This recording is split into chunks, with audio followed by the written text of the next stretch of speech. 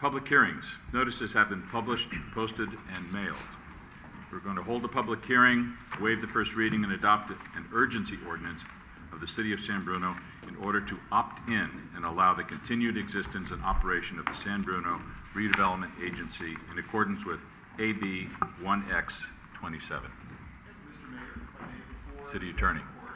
You might recall that on this item, 3 of the council members are recused. Council members O'Connell, Medina, and Salazar. However, Councilmember O'Connell had been previously selected to be the 3rd member constituting the quorum for RDA discussions. However, this item requires 4 affirmative votes if it's to be passed. And so as a result, state law requires and allows a random drawing to occur for one of the 2 remaining council members to participate on the item. So one of the council members who is selected by our random drawing that's going to be conducted by our city clerk here is going to sit on this item and this item only for tonight. So Carol Bonner, our clerk, has placed 4 identical copies of each of the 2 council members' names in a transparent plastic container. And she is now going to draw one of those names, and that person is the person who will remain, and the other person is the person who may leave the dais and return at the conclusion of the item. So the answer is? Rico. All right, so Councilmember Medina will remain and participate. Oh, I'm so happy. Councilmember Salazar will recuse himself. I was rooting for you. And we can now proceed with the item. Good. Staff report, please. Honorable Mayor, members of the City Council.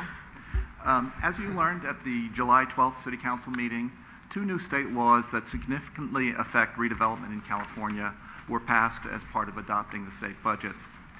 AB 126, the elimination bill, eliminates redevelopment agencies as of October 1st, 2011, and immediately suspended most redevelopment activities and prohibits agencies from incurring new debt. AB 27 provides an opportunity for redevelopment agencies to opt in and to continue to operate by participating in an alternative redevelopment program. The state is using these bills to help solve its own budget problems in 2011 and 12 by diverting $1.7 billion from redevelopment agencies to close an unprecedented state budget gap. The City Council directed staff to pursue the option for the city to opt in to the alternative program to allow the San Bruno Redevelopment Agency to remain in existence. This presentation outlines the reasons for the city to opt in and the process involved in complying with AB 27. San Bruno has a very strong interest in maintaining its redevelopment program. Redevelopment was key in laying the groundwork for the development at the crossing. The agency prepared the Navy site-specific plan and the EIR and provided affordable housing subsidies. The developer relied on this agency investment and commitment in making its decision to purchase the site from the federal government. The agency's investment leveraged the development of over 1,000 housing units, including 325 affordable multifamily and senior units, 15,000 square feet of retail space, and the site for a hotel.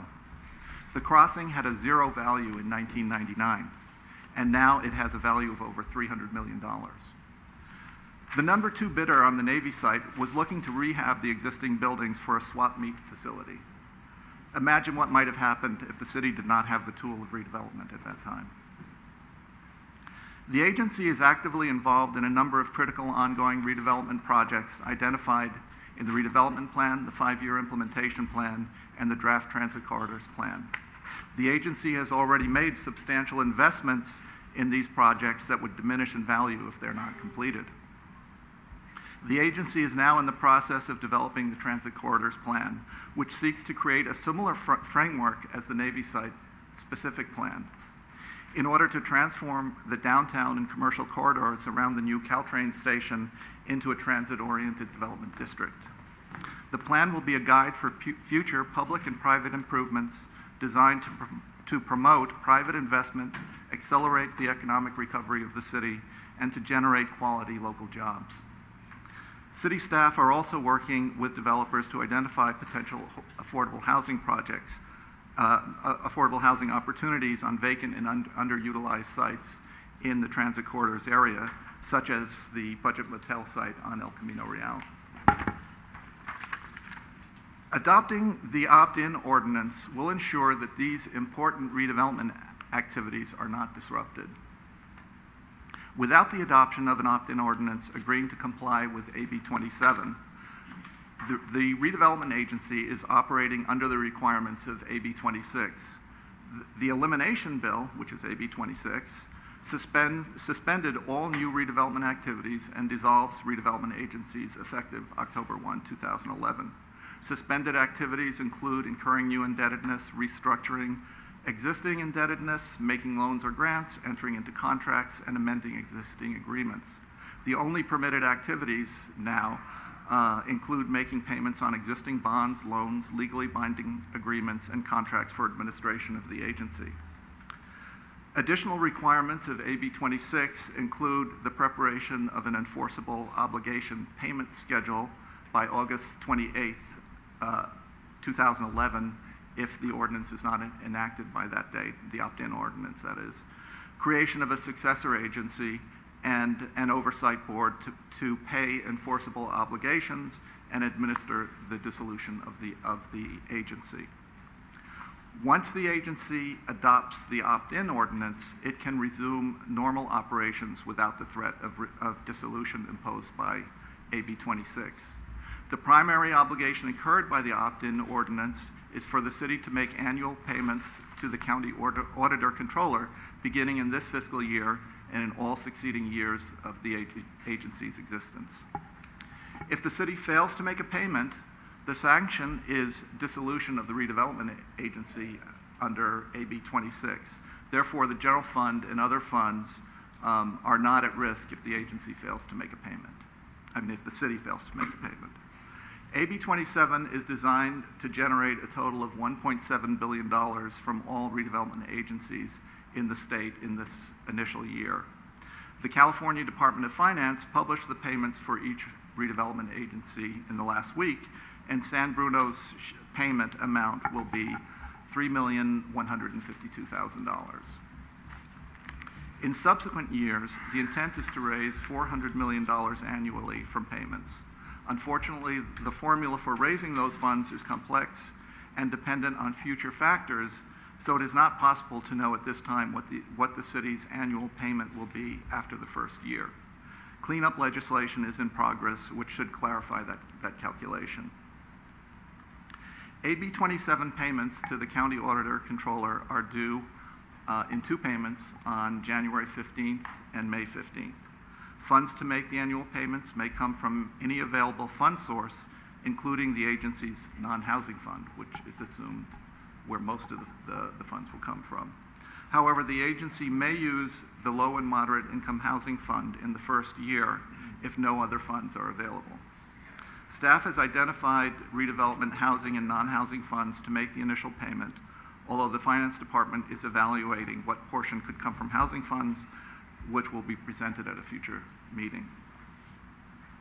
The opt-in ordinance has been crafted as an urgency ordinance, effective immediately. An urgency ordinance does not require a second reading or a 30-day wait period. Adoption of an urgency ordinance requires 4 votes for approval. State law states that an urgency ordinance may be adopted when it is necessary to take immediate action in order to protect public peace, health, or safety. Redevelopment agencies protect public peace, health, and safety by eliminating blight, providing affordable housing, and expanding economic growth within the project area. Under the current conditions of AB 26, the redevelopment agency no longer has the tools necessary to carry out these stated goals. Without this urgency ordinance, the RDA would be in limbo until November 1 or even later, disabled from acting while the legal wrangling continues in the Supreme Court. During this prolonged nationwide recession, where investment and lending activity can be deterred by even the slightest negative variable, it is critical that local government provide a stable and predictable environment in which to operate. Without a redevelopment agency, the local environment is neither stable nor predictable. Furthermore, the Transit Corridors Plan, EIR, will soon be released after a 2-year visioning process. The Transit Corridors Plan sets forth a bold new vision for a portion of the redevelopment area and has already attracted a significant amount of private sector attention. However, the Transit Corridors Plan vision relies heavily on the continued existence of the Redevelopment Agency. Therefore, it is necessary to immediately enact this ordinance, which will allow the Redevelopment Agency the day-to-day tools necessary to eliminate blight, provide affordable housing, and expand economic growth, while providing the stable environment which is necessary to encourage private sector investment in today's tenuous economy. It should also be noted that the California Redevelopment Association and the California League of Cities have filed a lawsuit in the California Supreme Court challenging the constitutionality of AB 26 and AB 27. The suit asks for a stay while the case is being decided. The CRA has requested a decision on the stay by August 15th, and also requested a ruling on the merits of a ruling on the merits could occur in December, hopefully before the first payment is due in January. As the next step will be for the agency and the City Council to approve an agreement whereby the agency will transfer tax increment to the city for the required annual payment. This should be done sometime this fall prior to making the first payment. Staff will also be monitoring and report back on cleanup legislation that is currently in progress, which should, as I mentioned before, clarify the calculation of payments after the first year. And that concludes my presentation. Be happy to answer any questions. Thank you, Mark. Any questions of staff at this time? No.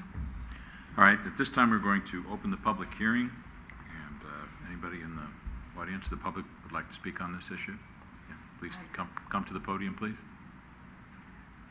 The podium.